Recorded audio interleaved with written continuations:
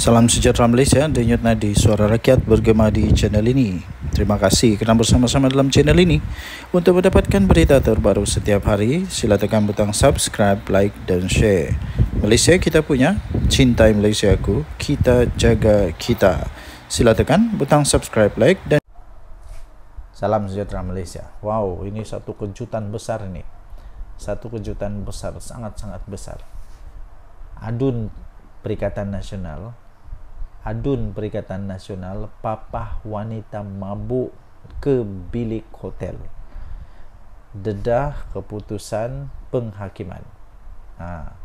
29 Julai 2024. Harapan Daily. Sekali lagi tajuk dia, Adun Perikatan Nasional, Adun PN.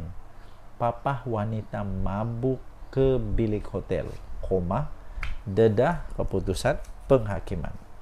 Ahli Dewan Undangan Negeri Adun Gombak Setia dari Perikatan Nasional Muhammad Hilman Idham dikatakan telah menjemput kenalan yang kemudiannya menjadi mangsa rogol kepada seorang ahli perniagaan. Mengikut satu kes pendakwaan, mangsa memberitahu telah dijemput oleh Hilman Idham untuk sambutan ulang tahun kelahirannya di sebuah restoran di hotel berkenaan bersama tertuduh dan beberapa lagi rakan lain pada penghujung tahun 2020. Selepas makan malam di restoran itu, mereka beredar ke bilik karaoke. Walau bagaimanapun, melihat keadaan mangsa yang mabuk, tertuduh mencadangkan bilik hotel ditempa untuk menempatkan wanita tersebut. Hilman yang merupakan wakil rakyat dari Bersatu dilapor telah memapah mangsa ke bilik bersama tertuduh dan 3 lagi individu yang lain. Kemudian setelah terjaga pada jam 4.30 pagi 5 Disember tahun 2020, mangsa menyedari berada dalam keadaan bogel. Lalu dia membuat laporan polis berhubung kejadian terbabit. Berdasarkan pertuduhan pindaan, Muhammad Zulfahimin Madsir 40 tahun didakwa telah merogol seorang wanita berusia 35 tahun di sebuah bilik hotel di Sri Hartamas pada jam 1 hingga 3 pagi 5 Disember 2020. Pertuduhan itu dibuat mengikut Seksyen 376/1 Kanun Kesiksaan. Ekoran itu tertuduh yang juga bapa kepada 3 anak itu telah dijatuhi hukuman penjara sebanyak 13 tahun dengan 2 sebatan oleh Mahkamah Seksyen Kuala Lumpur pada 31 Mei yang lalu. Hakim Nur Hasnia Abdul Razak telah menjatuhkan hukuman itu selepas mendapati pasukan pendakwaan telah berjaya membuktikan prima facie, sementara pihak tertuduh gagal menimbulkan keraguan pada akhir kes pembelaan. Mahkamah memutuskan pembelaan tertuduh adalah tidak bermerit. Lapor Sinar Harian memetik keputusan penghakiman yang dimuat naik dalam sistem kehakiman pada 25 Julai yang lalu. Mahkamah ini berpendapat pembelaan gagal mengemukakan penjelasan untuk menyangkal keterangan saksi-saksi pendakwaan yang jelas menyatakan mangsa telah mabuk pada malam kejadian. Semasa pemeriksaan balas, tertuduh juga mengakui bahawa mangsa tidak pernah mengatakan ingin bersetubuh dengannya, kata hakim itu. Beliau berkata tindakan mangsa yang mengajak tertuduh menemaninya pada malam kejadian tidak boleh secara automatik dikatakan bahawa wanita itu merelakan untuk melakukan hubungan seks dengan tertuduh. Susulan itu jelasnya mahkamah mendapati keterangan pembelaan tertuduh bahawa dia tidak merogol mangsa adalah satu penafian semata-mata. Katanya mahkamah berpendapat kesalahan yang dilakukan ialah serius dan keji kerana Muhammad Zulfahimin mengambil kesempatan merogol ketika mangsa mabuk. Menurut hukuman terhadap lelaki itu, hendaklah memberi amaran tegas kepada masyarakat supaya kesalahan sebegini tidak berleluasa. Hakim berkenaan berkata, mahkamah juga berpandangan bahawa kepentingan awam menuntut mahkamah mengenakan hukuman yang berat sebagai pengajaran. Denyut nadi suara rakyat bergema di channel ini. Bye-bye. Salam sejahtera Malaysia, denyut nadi suara rakyat bergema di channel ini. Sanusi memang selalu mengejutkan lah. Apapun yang dibuat memang mengejutkan. Tapi kali ini memang tak bikin kejut lah. Memang saya sudah agak pun. Ini saya tidak terkejut langsung. Sanusi berkata dia tidak masalah jika gerakan mau keluar daripada PN. Jadi sebenarnya pada pendapat saya itulah Walaupun Sanusi tidak kata gerakan perlu keluar daripada Perikatan Nasional, tapi mungkin secara tersiratnya bolehlah dikatakan dipersilakan. Kalau gerakan mau keluar, dipersilakan. Saya pikir sepatutnya kalau memang Sanusi mau menyelamatkan Perikatan Nasional ini, patut dia kata beginilah, nanti kita akan berbincang dengan lebih baik dengan gerakan, berhalusi, memberikan penjelasan supaya gerakan dapat diselamatkan daripada keluar daripada Perikatan Nasional. Tapi kalau Sanusi kata tiada masalah jika gerakan mau keluar PN, memang dia sudah pun mau bersedia untuk gerakan keluar.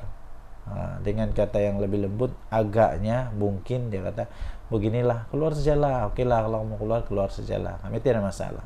Macam begitulah.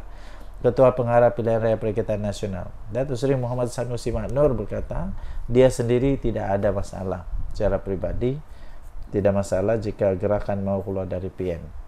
Iyalah, kenapa Sanusi susah hati kalau gerakan mau keluar PN kan? Gerakan bukan kuat manapun, berapa sangat dia ada parlimen, berapa dia ada adun, berapa ahli dia, berapa kekuatan jenderal dia, tidak kuat manapun. Ya, jadi sebab itu Sanusi pun tidak pun rasa sedih kah, tidak, sebab tiada pun apa-apa kelebihan untuk mau pujuk gerakan untuk terus stay dalam Perikatan Nasional. Cubalah kalau Perikatan Nasional, cobalah kalau gerakan ini ada 60 kursi, di sanalah kau, ataupun kalau Perikatan Nasional ada 30-20 kursi lah, jangan banyaklah, 20 kursi. Memang dipujuk rayu tuh. Tapi kerana 1 kah 2 kah, yang pasti tak sampai 3 lah. Jadi Sanusi dengan cepat pun mengeluarkan kenyataan, sila keluar. Itu komen Sanusi. Jadi itulah sila keluar. Jadi Menteri Besar Kedah itu berkata, gerakan perlu belajar menghormati orang Melayu dan Islam di negara ini, bukannya membuat ugutan politik. Sila keluar. Itu komen Sanusi. Kan saya dah kata, komen dia pendek, sila keluar. Iyalah, semua orang nak hormat dia, gerakan saja, sedangkan dia tak reti nak hormat kita. Dia kata, takkan semua benda ni kita nak hormat dia tak perlu hormat kita kah? Katanya dipetik oleh Malaysia kini. Sanusi juga menambah, teguran agar menghormati orang Melayu dan Islam itu bukan saja ditujukan kepada gerakan, bahkan semua parti yang berasaskan kaum di negara ini. Okey, jadi dia kata tak payahlah nak ugut orang, tak payah nak ugut orang lah, kita pun dah matang, tak payah ugut. Tapi sebaliknya belajar menghormati orang juga, belajar hormat orang Melayu dan Islam di negara ini. Dia kata tak perlu ugut-ugut politik. Apa ugut-ugut politik? Politik apa ugut-ugut ni? Politik ugut-ugut ni lama dah tu katanya. Lama dah tu katanya. Okey, jadi keluar sejalah. Gerakan keluar sejalah daripada Perikatan Nasional kalau memang mau keluar. Okey, Sanusi memang tidak ada apa-apa kelebihan, kekurangan kalau sama ada gerakan stay atau tidak. Okey, tinggalkan komen anda. Bye. Salam sejahtera Malaysia. Denyut nadi suara rakyat bergema di channel ini. Okey, tuan-tuan dan puan-puan yang dihormati sekalian, jangan main-main dengan api. Nanti terbakar diri. Jangan cuba-cuba nak jadi hero, nanti sendiri termakan dengan hero. Ramai orang mau jadi hero, cuba dedah ini, dedah itu, dedah dokumen. Tapi hati-hati bila mau dedahkan dokumen yang sulit. Hati-hati, nanti sendiri termakan diri. Nanti sendiri termakan dengan keinginan untuk mau jadi hero, tapi salah, melawan undang-undang. Ini tidak boleh dibiarkan. Jadi akhirnya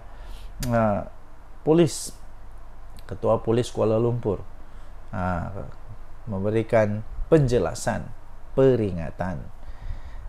Dedah dokumen sulit kerajaan adalah kesalahan serius. Itu kata polis.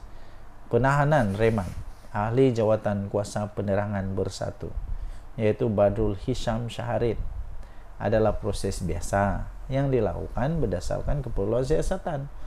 Oh, jangan pula lepas ini kata kena tunggang lah, polis kena tunggang lah. Tidak, memang ini semua begini. Dulu pun salah seorang pemimpin Pakatan Harapan kena dalam kes ini. Siapa dia? Rafizi. Jadi kalau sekarang Cikgu Bat kena, sebab itu biasa terjadi. Jangan pula Muhyiddin tiba-tiba merawayan kata itu ini. Muhyiddin tahu sangat, dia tahu betul dengan undang-undang ni. Dan saya terasa Cikgu Bat pun tahu dengan undang-undang ni. Ketua Polis Kuala Lumpur Datuk Rusdi Muhammad Isa berkata, kesalahan disyaki dilakukan oleh Badrul Hisham atau dikenali sebagai Cikgu Bat itu adalah satu perkara yang sangat serius di dalam mana? Di bawah Seksyen 8 Akta Rahsia Rasmi tahun 1972. Jadi dia kata ini proses biasa untuk menahan reman. Ada laporan, jadi kesalahan itu kita akan siasat, dia kata. Jadi kesalahan itu benarkan kita buat tangkapan dan ada keperluan kita akan tangkap bergantung kepada siasatan, katanya. Jadi janganlah risau kalau tidak ada apa-apa salah, nak takut apa? Kalau memang buat salah, terimalah. Saya pikir Cikgu Bat yang dipilih menjadi orang-orang besar di dalam Bersatu, dia bukannya bodoh kah, babal kah, tak palui kah, tidak. Dia bukan palui. Dia tahu konsekuensi bila dia keluarkan benda tu, bila dia kongsikan maklumat tu. Dia tahu kalau itu rahsia kerajaan kah, bukan rahsia kerajaan kah. Jadi sekarang kalau mau jadi hero, teruskanlah jadi hero, tapi jadilah hero yang bijak. Jangan jadi hero yang bodoh pula. Berdasarkan Seksyen 8 Akta Rahsia Kerajaan, kesalahan itu sangat berat. Membabitkan dokumen kerajaan, walaupun cuma salinan, kita nak tengok siapa yang ada dokumen hak milik kerajaan itu. Sebab dia, Cikgu Bat, tidak bekerja di situ. Ini yang bikin pening nih. Cikgu Bat tidak kerja di situ, tapi dia ada itu dokumen. Jadi dari mana dia dapat, macam mana dia boleh dapat? Ini memang mengejutkan. Beliau berkata demikian pada majlis serah terima tugas Ketua Polis Daerah Dang Wangi di Ibu Pejabat Polis IPD Dang Wangi. Okey, jadi anda boleh layari seterusnya di dalam Harian Metro, hmetro.com.my untuk berita ini. Dedah dokumen sulit kerajaan adalah kesalahan serius, kata polis. Kita jumpa lagi. Bye.